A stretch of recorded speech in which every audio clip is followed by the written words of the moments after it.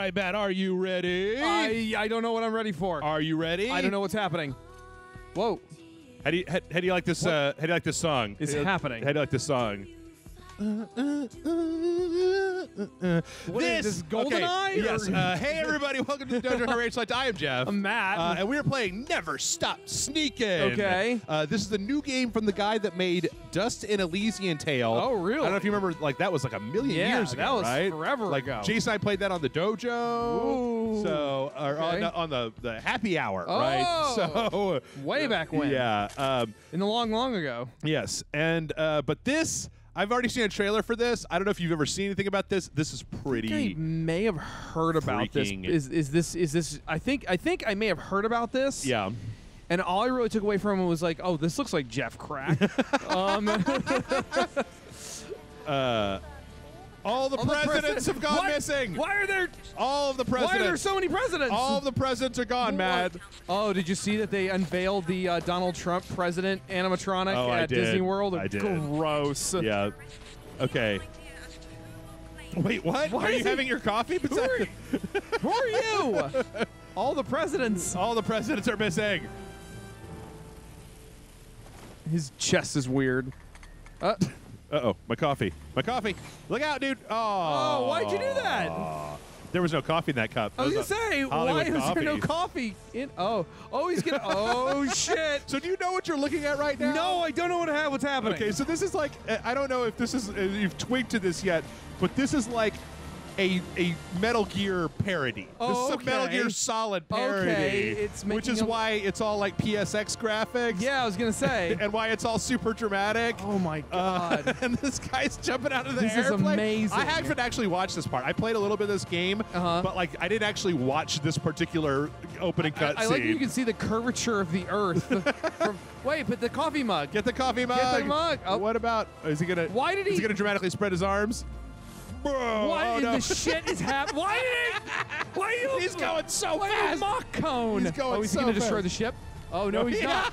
He's just. That's some Metal Gear bullshit right there. That is no shit. No, oh my God. Do you remember Metal Gear Solid 4 when they shoot those people over to the ship and then they all just land on their feet like nothing bad happened? I think I missed that. They all sit on these big catapults and they just shoot them over. Oh my God, that sounds stupid. So here's one of our main characters. You can make it. A major milestone. I'll be running. Major Is that Aaron? milestone. That's Aaron Hansen. Yeah. Who's that? He's one of the Game Grumps. Whoa, Amadeus Guildenstern? All of them? All of them? Yes, even the bad ones. What? This video from him. Oh my God. All of the presidents. I am Amadeus Guildenstern. That's an amazing name. Branch and rightful president of the United I feel like his voice could be 16 hours a little bit ago, more Cam Clark. I used a time Sure. machine to kidnap the president. Oh, a time machine. So, Okay. So all the presidents. So all of them. Yeah. Reinstate me as president forever. For president forever. Every president Forever. Wait. He goes on for another 4 hours, but it's pretty boring after that. Oh my God. It's simple. Infiltrate Amadeus Island, collect relevant intel. That's amazing that this build is your own Ego time Raptor. machine. That's Yep. really funny. Time machine. Major, that's impossible. Oh, I get it. This person is supposed to be like the Raiden. We need Well, kind of Character. snaky righted. Yeah. Yeah. But first things first, Agent.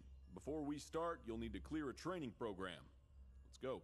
Tell me it's in VR. Tell me it's in VR. It's gonna be VR. So what? It's really interesting. This okay. So I don't know where to start. I don't know where to start. There's so many things. Okay. So first off, I've actually done all this. What's really interesting about this game, Matt, is that it's like a tablet game. Like all you do is move. Okay. Like you don't actually do any button inputs except for the left thumbstick. Okay, that's Like, interesting. So you pick up this currency that you use to upgrade and to buy stuff. Also, can we just take a second and listen to this music and see how like pitch perfect Metal Gear Shadow Moses ripoff music this well, is? shut up so I can listen to it. Wow. That's So you What- get Jesus. you get this currency and then you have enemies. But the thing is that everything is automatic. So if you sneak up on somebody and just walk into them, you kill them. Oh, okay. If you've got a bullet, see in the upper right-hand corner, I've got a bullet, and if you get into their line of sight, then you automatically shoot them. Wow. You don't have aim or anything. That's weird. And then they're going to give us 3 bullets. And and we shoot all 3 of them. Whoa! And then there's like a multiplier up there that goes down that you can see. Oh, yeah, if you have a smoke grenade, then if you go into their line of sight, you'll stun everybody there, and you can just run up and hit them. Wow. And then if you see in the upper left-hand corner, there's a multiplier. Okay. And the faster that you kill stuff, the bigger your multiplier is, and the more your multiplier is, the more of the ESP, of the espionage currency you get. These are turrets, and if you have an EMP grenade, then you can take out turrets. You can also use the same EMP grenade to or bullets to take out cameras. Okay. But that's pretty much it. And then the whole game is basically procedurally generated levels. Watch out, Agent, you're about to fight a boss from the evil executive branch. Bullets and grenades won't hurt them, but every boss has a special weak point. Check the intel text. Oh, yeah, I remember who this is. This is a great boss, Matt. Okay, I'm waiting. It's Vice President Helicopter. Wait. It's Vice President Helicopter. Is he literally a helicopter? It's literally a helicopter. Literally a helicopter. Jesus of God. Wow. So this one drops, the bosses all kind of have their own thing. This one drops a rocket launcher, and all you have to do is stand still. I think I remember that. Whoa. I think I remember the helicopter from Metal Gear. Like, don't you take out a helicopter just with a rocket launcher, or am I thinking of something else? That would be the Harrier jet that Liquid is flying, but it's very similar. Wow. So it's literally Vice President Helicopter. Vice President Helicopter, man. I could really go for Vice President Helicopter. I would be okay with Vice. Incredible work, Agent. You've aced your training mission and are ready for active duty. Enter the elevator to extract back to HQ. And remember, never stop sneaking. Sneaky. So then, at the end of every level, you get into an elevator, and then you basically get all your stuff. And then the main kind of thing that happens here is you're using the espionage that you've gained to build a base. Okay. So there's just milestones before you can go any further. This is where we'll imagine you say, okay, before you can do anything else, you need to build a base of operations. Go ahead and build a camp. So you hit that, and you're building a little... Oof, that's loud. Yeah, I was going to say. We're jamming that music a little too loud. I like it, though. How much do you know about Amadeus Guildenstern? Actually, I don't know how to do... He should be like Roy Moore. I also like the fact... Look, if you look at their heads, how they're just like, kind of wiggling. Why are they like the codex in Metal Gear Solid, right? Wow. He leads an organization of villains called the Executive Branch. He wants to be president of the United States. All right. I appreciate you for paying attention because I'm not half the time. I know his name from somewhere else. It sounds familiar. He was president of the United States for 37 minutes in April of 1945. When FDR died, nobody could find the vice president or anyone else in the line of succession. They went down the list until they got to Amadeus Guildenstern, Assistant Postmaster General. He was in power for 37 minutes before it was taken away from him. His demands are simple. Make him president again, or we lose every president we've ever had or will ever have. What? Your mission is to build a time machine and stop Guildenstern from kidnapping the presidents. Understood? Affirmative, Major Milestone. Are there any other agents supporting this op? We send the Robo-Scout Far Eye. Keep an eye out for supply points. He routes through the enemy's garbage to find useful technology. Then he sells it back to us. So first thing we're going to do is a power supply. And so then we're going to go into the... okay. Oh, okay, cutscene. We're going to cutscene. Yeah. Agent, we've got an incoming communique from Guildenstern. Uh-oh. Oh, look at that teeny tent. It's so quaint. If you want to stop me, you would need like 12 of those. Okay.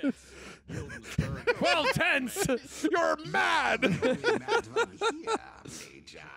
You can never stop me. I know you're infiltrating my base, getting mud everywhere. What? But every time you leave, it's just a flick of a switch, and my time machine undoes all your progress. Sure, that's how time travel works. Damn right. Don't fret, Agent. That ESP you collect is concrete intel. We can use it to expand our operations and stop Guildenstern. I think it's actually If that's the case, Guildenstern can really clever of them to build a new HQ. to ape a game with no lip sync, right? So they can essentially be like, yeah. Just bobbing heads. Yeah. So anyway, to basically to make our next thing, we need 70 ESPs. So we're going to go ahead and deploy to a mission and get some. Yeah, I don't know. This one is really interesting. Yeah, it looks like fun. And then there's a few different level types. Like there's a jungle, and there's this kind of underground base. There's like an airship that you see. I don't know if they unlock more as the game goes on. I kind of like the base the base kind of Shadow Moses more than these, just because. I mean, I don't know. You know, Metal Gear takes place in different places, but like, Sure. It was very clever. It's very interesting how they decided to make it like this very streamlined experience. And Yeah. like, yeah, Especially that's considering the way that like Dust and Elysian Tale was combat heavy. It had a lot of mechanics to it. Yeah, Yeah. it was very mechanical, where you had like combos and upgrades and stuff like that. And here, it's very much just kind of like moving forward a little bit at a time, just kind of picking stuff up. As you said, it is very, very streamlined. In fact, I'm pretty sure that you can play this on the Switch just using the touchpad, just using the touch screen, like a tablet game almost. Yeah.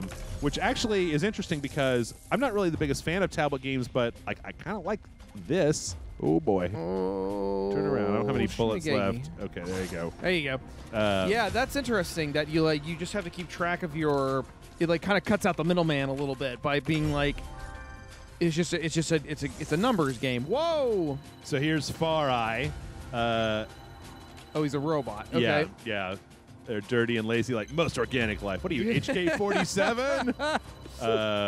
So basically, seeing that this is a roguelike, you can buy stuff. So he's got like this is a pack of bullets. I'm just going to buy this. Okay. But you can also buy perks, which perks, he explained it, but I jumped past it, are basically like scavenge health, scavenge ammo. There's a Okay. few different ones. They're basically attributes that are added to you for the duration of the mission that you're on. Right. And then as you can see there, a lot of these missions end up having multiple levels. So this particular mission has I bought some ammo Yeah, just I in forgot case about that happened. This particular mission has 3 levels, and if you hork any one of them, then you have to start over again. You don't get to keep. I don't think you get to keep the ESP that Right. you've gathered. And so that seems to indicate to me that like later on in the game there's going to be much longer missions with much higher stakes where if you fuck up you could lose a lot of stuff, because you can also bamf out halfway through the mission. Okay. If you want to, you can just cut out and keep what you've accumulated so far. But the thing is that because it's got this multiplier on it, like as the levels get harder, the amount of espionage that you're getting gets higher because you're getting a higher multiplier to pick stuff up. So, Wow. Okay, it's a lot to retain. it's But not, it does seem really interesting. Like I see, it seems like one of those things that like I kind of want to give this a shot. But is it only for the Switch right now? It is. I don't know if it's going to be coming to. Oh shit. Okay. Well, I had a couple. Thank God. I had 2 bullets. Now I have 1 bullet. What's actually really interesting is that actually brings up an interesting point. I was reading an article the other day. I don't remember exactly where it was. That apparently there's actually a lot of indie games on the Switch that are nowhere else, and it's because all of the other platforms right now are so saturated that you could really get some eyes on your game if it's on the Switch. Isn't it so funny that it's like the Nintendo is where these indie games have kind of fled to since Steam is garbage. It's just dickhole. It's just completely ass fucks anonymous. Yeah. And what's the the PlayStation Network is much better. I mean, we played Black Tiger, Matt. Yeah, we did. We did, Jeff. Thanks. Hey, man, it's a dirty job, but somebody's got to do it. Well, you can get somebody else. No, Matt's like, I quit. I'm done. We're done. We're done with this. No, I that was actually one of the more fun experience I had. You were so mad at that game. You were just like, never, you son of a bitch, crying its name from the mountaintops. Yeah, I think that was your dive kick, man. That was like, that was like one of those moments that kind of broke me. Yeah. I was like, I guess this is just. This is my life now. This is what people in unwinnable situations have to feel all the time. Yeah. This is what people who work at Walmart must feel like. I made myself sad. Aww. But you know what is funny? You know, you have that. They have that theme song overture when they started. That like that. I mean, obviously, it's basically a reference. It's kind of a reference to Metal Gear Solid 3. Yeah, the Snake Eater to the but Snake Eater theme. it's more of an indirect reference to James Bond, since that's sort of where. Well, the Metal Gear Solid 3 one was a James Bond reference, Right, and which so this has become. okay, let's see who our boss is this time. Senator Schadenfreude. Oh, fuck you. So they basically they have guns and I have sneakiness, so I'm going to try to like run up behind them and Get him. Oh shit! Oh shit! No! Shit! No! Anyway, so get rid of one of them. Yeah. So, by the way, what you're seeing happen here with the gun is what happens if the enemies see you and you don't have any bullets or you just anything. have to dodge. Then they shoot you. Then they take off a heart, and then you have to kind of. I was wondering that a little bit myself, but to finish anyway, my thought. yeah, sorry. yeah. So actually, just the other night, we went over to some friends of ours to their house, and we watched "You Only Live Twice." Okay. The fifth James Bond movie. I can't remember which number it is, but it is a movie that is of interest to people like me because it takes place in Japan. It actually stars a couple of regular Toho actresses who are in a couple of Toho monster movies. Okay. And of course, it has one of these over-the-top like intro music numbers. It's also a super crappy and super racist movie. like it's worth seeing just to see how this was apparently totally appropriate at a certain point in time. Sure. Like, why do Chinese girls taste different from other girls? That's the first line of dialogue that Sean Connery has. What? It's super fucked up. Is he a cannibal? No, he's talking about making out with them. He's like, it's not bad, just different, like Peking duck and Russian caviar. It's like, wow. Ew. And, yeah, I know. Ew. Ew, Jim. Yeah, I know. Jim. Morgan was like, what? International sex symbol, huh? More like boorish thug. Yeah, well, I mean, that was, you know... It's a different time. Times change. Yeah, I mean... And that's what I still wrestle a little bit with, like, you know, do you judge movies of the past based on current mores? I'm not saying there weren't, like, enjoyable aspects of it. Sure. Like, I thought the production value was really good, and I can see the appeal of a character like James Bond. But it's kind of I think it's kind of understood in the overall canon that You Only Live Twice is not one of the better ones. Yeah. I mean, I saw the original From Russia with Love, and that was all right. I'll tell you what my favorite one is Moonraker, though. Oh, yeah. I like that one a lot. Moonraker's fucking stupid. Yeah, because it's fucking... when I was a kid, Moonraker was my favorite because James Bond got a laser gun. He got a laser gun, and they went to space. Yep. And Jaws was there. Jaws was there, and he got a girlfriend. Yep. He had a more complete arc than anyone else in the movie. Yeah. Well, I think the only time that anything has ever there's ever been an arc for Bond was the George Lazenby Her Majesty's Secret Service, where he gets married to Right. Moneypenny, and then she dies. She dies. Spoiler alert. Yeah. Anyway. Yeah. So James Bond, but this game. Oh well, I was actually thinking more about when we were talking before about the Switch. Because right. the other thing that came out last week that I didn't realize was this game called so anyway, we're trying to get tools to build our next item. Are we in space? Yeah, we're on like an airship. I don't know when this ever happened in a Metal Gear game, but whatever. I'm sure it happened at some point. A game called B-Boy something that's like a kind of a rhythm game, like breakdancing game that was made by this like electronic artist called Kid Koala that I really like, or like trip hop DJ guy that I used to listen kids to. Or no, I mean it's like it's basically kind of a rhythm game mixed with kind of a Tony Hawk. It has 8 kinds of screwdrivers. Who needs 8 kinds of screwdrivers?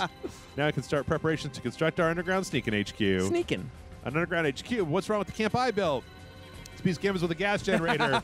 We need a sneaking HQ. We need to keep it out of sight. Nice. We can extract. You can use those tools to build our new underground HQ. You can extract to base anytime from the pause menu, or you can keep sneaking to earn more ESP. The choice is yours. You told me to never stop. Always Never stop sneaking. Never stop sneaking. Never stop sneaking. ABK. Anyway, yeah. So you also have a bunch of different characters. Okay. So you Turtle have dove, hummingbird, Turtle Dove, Nightingale, and Sparrow. So we can do like this, and then we can also, as you go through the game, it unlocks different, Of course. little things. And so for this, all it is it's as you could probably suss out. It's all cosmetic. None of it makes any difference. Okay. I was gonna say it doesn't look like it makes much of a difference. No, it's you're always exactly. And then like later on, you actually are able to play as different characters. Okay. That are not just those characters, but they're less like a guy in a suit. Oh shit! I didn't realize that there was a guy over there. But hey, I had some bullets. A guy in a suit. He was like a contractor or something. I don't remember exactly. Okay. You know that reminds me of What's that? is I don't know if you're at all familiar with the show, the cartoon Phineas and Ferb. Nope. Do you know Perry the Platypus? Nope. Well, I think I know what that is. You've heard of Perry the Platypus. I think I know what that looks like, right. maybe, but I don't. I've never. All right. Well, I'll skip the broader explanations, but Perry the Platypus was a secret agent. His enemy was Professor Doofenshmirtz. Doofenshmirtz. And Doofenshmirtz had this plan. He was like, I have my ultimate plan to destroy you, Perry the Platypus. And he found a documentary about what the platypus's natural enemy was. And since the platypus don't actually have any natural enemies in the wild, the documentary said because of deforestation and environment destruction, the natural enemy of the platypus was man. So, in order to destroy Perry the Platypus, Doofenshmirtz created a giant killer robot man. It's just a giant robot guy in a suit with like a tie, and he's just stomping around going, Oh shit. Health Secretary Dr. Acula. They did a Dr. Acula joke? Oh yeah, I fucking He's floating around? This is your Psycho Mantis, and basically you have to get him into the lights. So you like to play Castlevania. I see you like to play Castlevania games. What does he say? Castlevania? Does he say Smash Brothers? I can't remember. Well, it depends on what you're. I mean, like if it's on. It's about to get hit. There he goes. If you're playing Twin Snakes, then he'll say stuff about Mario games. But right, because I played it on. I played it on the GameCube. Yeah. The bullshit version for bad people. By play, I mean. Come on, sort Dr. of Acula. breeze through in the story only version. Anyway, and by the way, can I just briefly take a moment here, Matt? Yeah. To the person that's furiously writing their comment about the Twin Snakes right now, I know that Kojima told the Versus dude to do whatever he wanted to in the cutscenes. I prefer the more conservative cutscenes where Snake doesn't do a backflip and pogo off of a missile before shooting the Harrier. I liked it when Snake was like a person and not like Captain Special, like the Marty Stew of his own Metal Gear story. The Marty Stew? It's like a dude Mary Sue, right? Oh, I thought it was a Gary Stew. I don't know. Nah, who cares here's anymore? a workshop, so we're going to build a workshop. All right. Boom. More canvas. Yeah. No, but just the giant killer robot man is just the first thing I thought of because it's just like he's just stomping around chasing Perry the Platypus, going like, it's like let's have a drink and talk about our wives, and just like really like stuff that a guy would say, and then eventually he'll say shit like a white people person. Yeah, it's a giant white guy, and he's like secretly I'm very lonely. Just. Okay. I just imagine. All right, giant white robot man. Giant white privileged guy. Yeah. Yeah, so that one's worth watching, I think, even if you don't know anything about the show. But yeah, that's just what it made me think of, because I can just imagine like a regular guy being in this situation, like a day labor contract worker or something.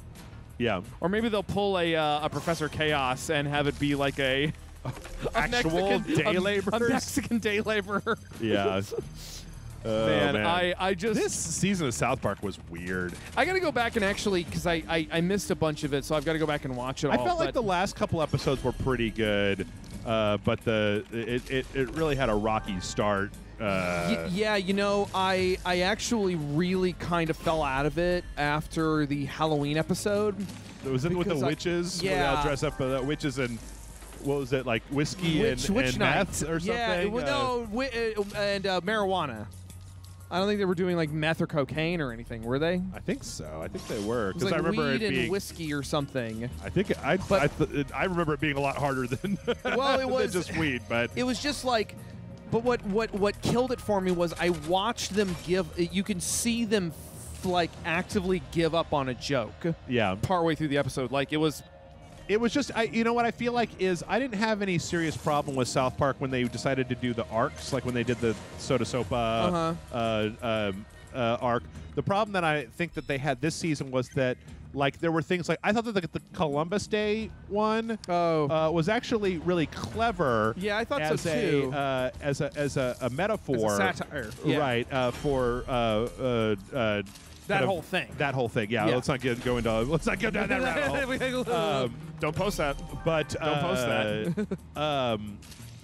But then they also had to keep forwarding this, like, oh god damn it, I don't have enough bullets to just be wasting them like this. But So then one guy's like, "Where'd my the friend explode?" subplot this season was like Cartman's a bad boyfriend, and I'm like, Yeah, I've noticed that they keep don't going need with to- that, and it's not funny. it's not funny, it's not really interesting. Oh, isn't Like, it funny that Cartman's girlfriend takes so long to get ready?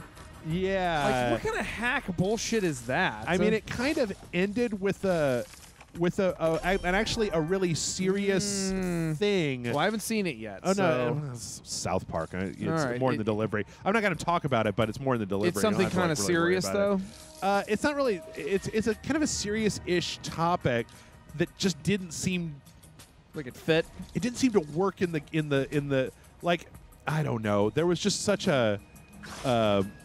Like a tonal shift, or It's weird. It's weird. It's just it didn't really fit because I never want South Park to be like, aw, a teachable moment, right? Like that's not what I come to South Park. Well, yeah, for. because they used to make jokes about that sort of thing. Yeah. Where like that was the I learned something today. Yeah. And that was sort of the I don't joke. know. I'm still sticking with it because they've given sure. me a lot of entertainment over the years. But like, I mean, I just beat the game, the fractured fractured butthole. Yeah. And yep, that sure was South Park.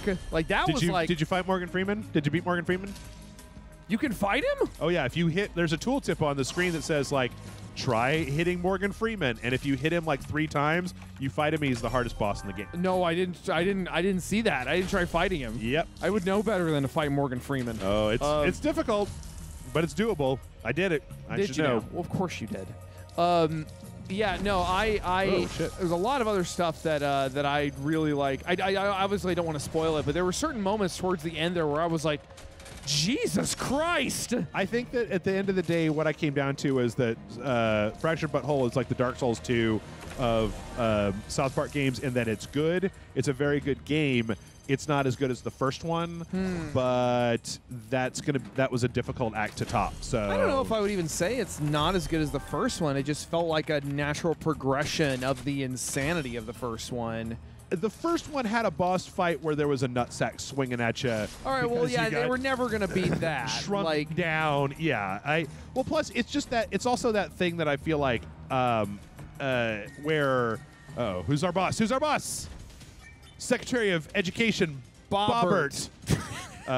This is kind of like your Vulcan Raven. where that guy. If you stand in front of him, then he'll shoot at you. on my head thirsts for his blood. That's right. Is it funny that I actually know those lines more from Ego Raptor and his Metal Gear Awesome series than I do from the game? Yes. It is funny. Funny as in, not funny, haha.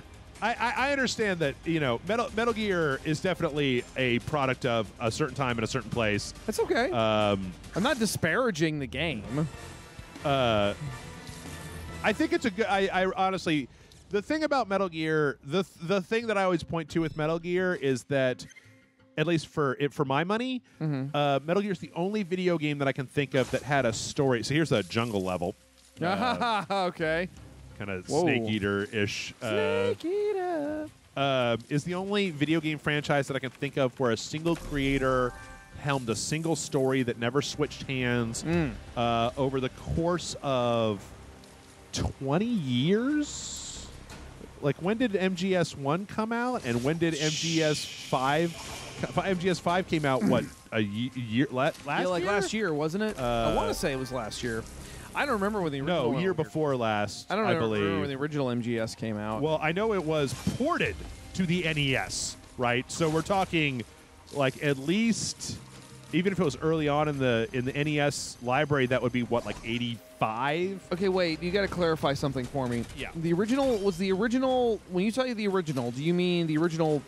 Was there a Metal Gear before there was a Metal Gear Solid? Absolutely. Okay. Yep. And see that, and that was the first one that I played because it was on the NES. Okay. And so I played it when it was an was NES Kojima game. in charge of that? Yes. Wow, really? Yes, he created it. In fact, he you look back at it, he created it.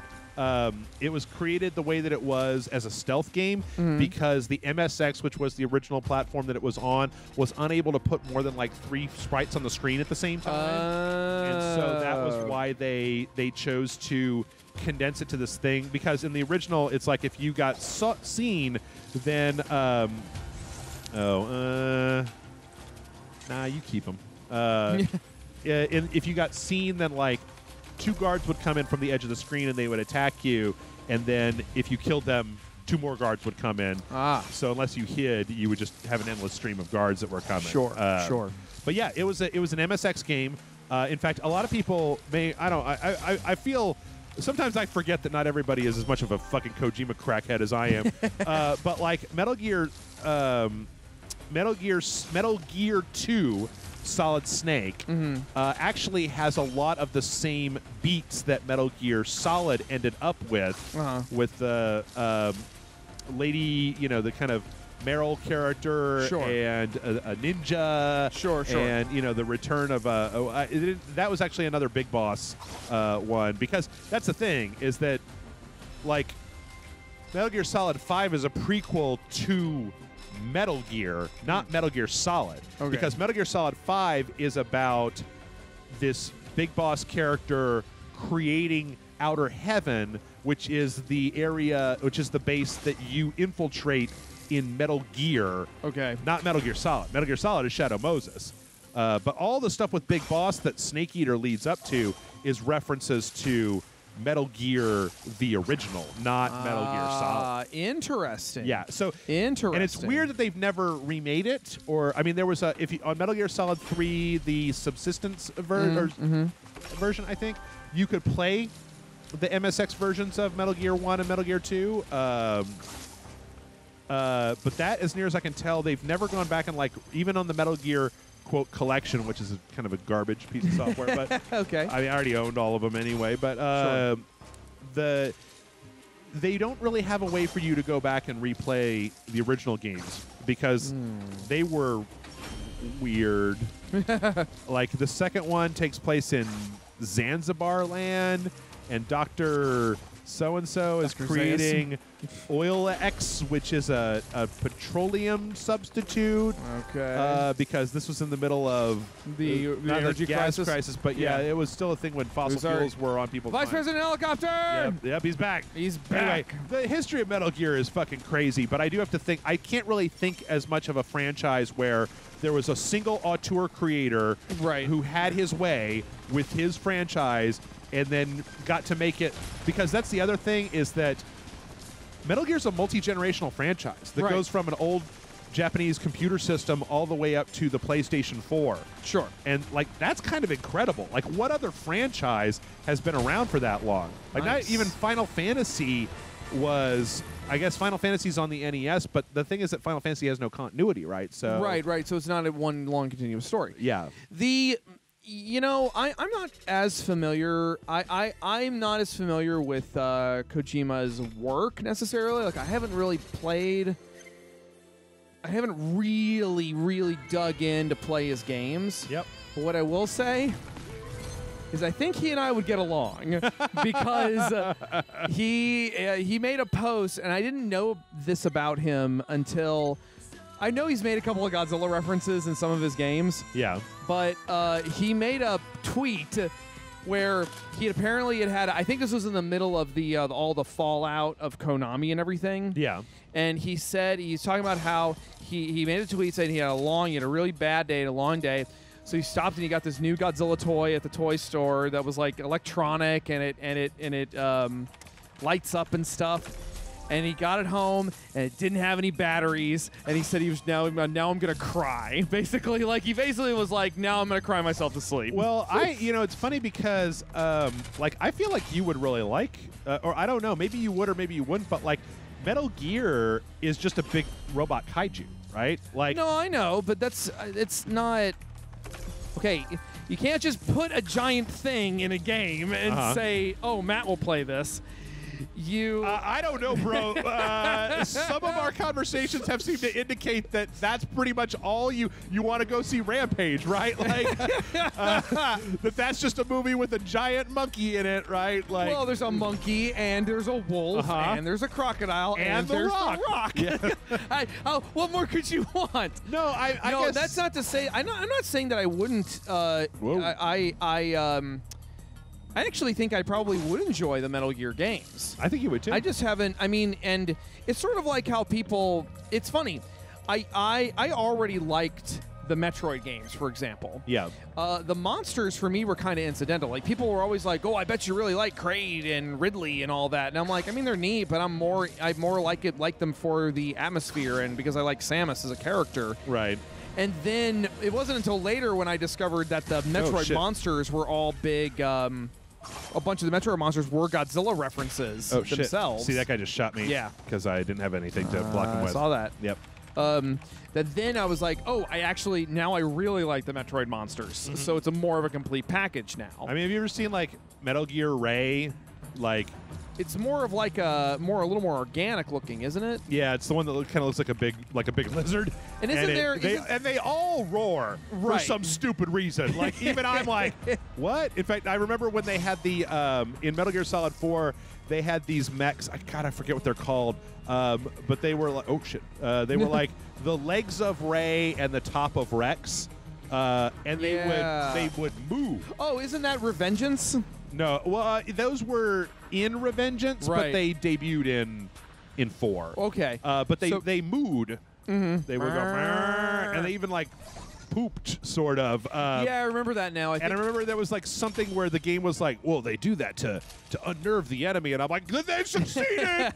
Why is that mooing, pooping mech after me? I don't understand. It's interesting because I guess to me it's like.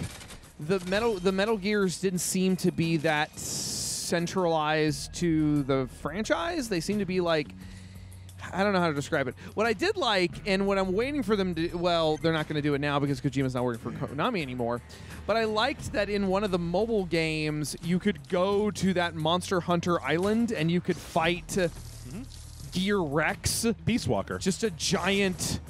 it's just a dinosaur Metal Gear. Yeah. It's just what if Metal Gear was a dinosaur? Well, so the reason for that is because Peace Walker was basically Kojima.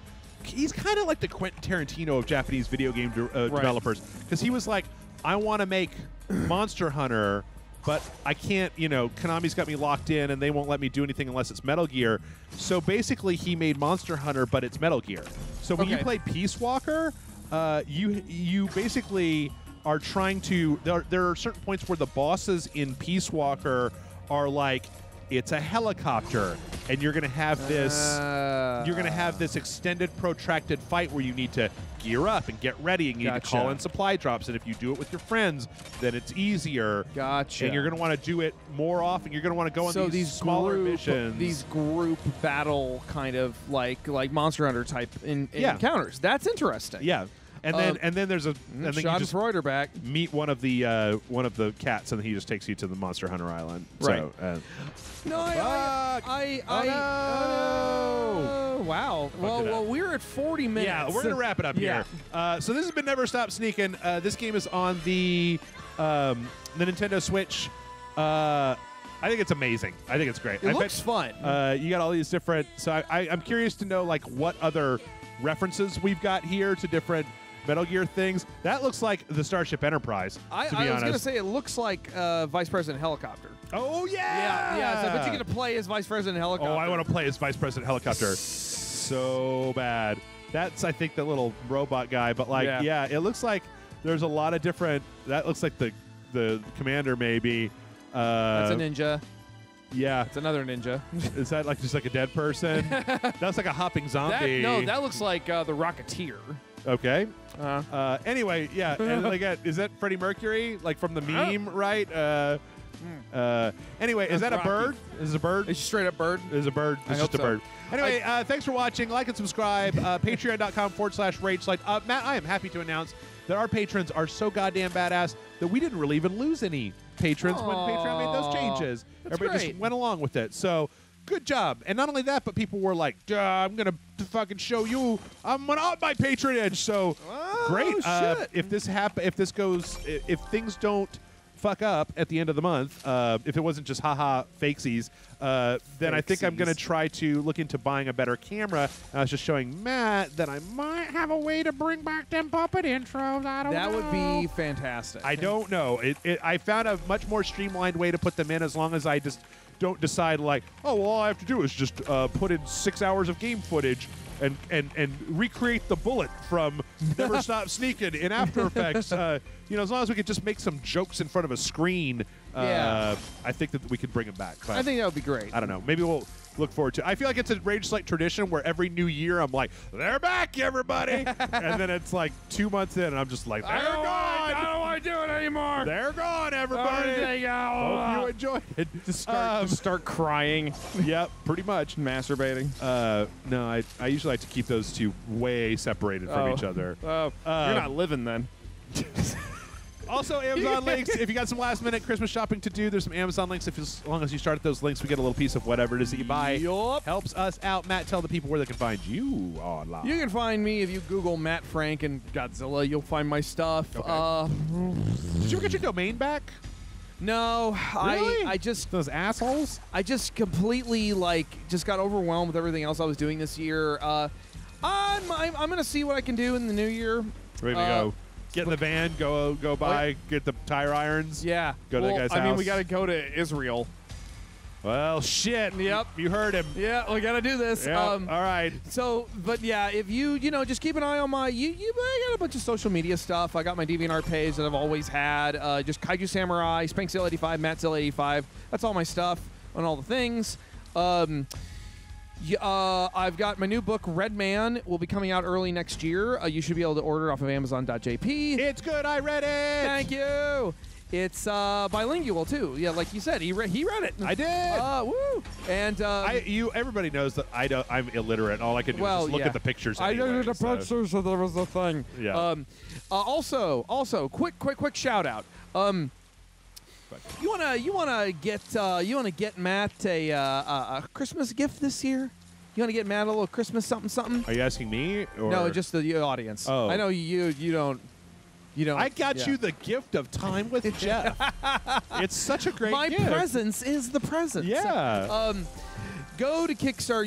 You can check some of my social media pages. You can check. There's a new Kickstarter up by some friends of mine in Japan. Mm-hmm. It's called Howl from Beyond the Fog. Okay. That's not the name of it on Kickstarter. It's called something else, but it's hard to explain here. So you can just find it on my social media. You'll see I've been posting about it. Okay. Although if you just Google Howl from Beyond the Fog, you'll be able to find it. Anyway, it's a Kickstarter to make a new practical effects monster movie, and the goal is only $7,000. What? Yeah. It's $7,000 so they can make the suit. I think the movie's going to happen regardless, but $7,000 so they can make a classic style practical monster suit like the old dude, days. we've raised $7,000 on like fundraisers for Rage Select. Yeah. So yeah, I know, right? So and they specifically are getting the suit made by this gentleman Keizo Murase, who I got to meet while I was in Tokyo. Super cool guy. He was the supervisor on the creation of the suits for Varan the Unbelievable, Daimajin, King Ghidorah. He made the original King Ghidorah. Dude is a legend. Dude's a legend. So, so go check that out, and that'd be great if you could. It's not very expensive either. It's like maybe like $15. You'll get like a PDF making of book and stuff. Like pretty good stuff. So yeah. Cool. Yeah. All right. Well, join us back here tomorrow. We're not doing part 2 of Never Stop Sneakin' because even though I like playing this game, I mean, you guys can kind of see. This is what it is. This is what it is, Yeah. right? You get the idea at this point. I think it's fun. I think it's actually. I did a video last week about heat signature where I talked about how sometimes having fewer game mechanics or having less glitz to your game can make it more enjoyable. And this is like definitely a time waster. I could see this just being like a, it's not super difficult. I think you just get to watch the funny cutscenes and hang out and play a video game. So, join us back here tomorrow for a different video. And if you're not a patron, you might want to become one because Matt and I are going to play a thing after we get done here for Patreon, and I think that people would really enjoy it. Anyway, we'll see y'all later. Thanks for watching, and remember, never stop sneaking.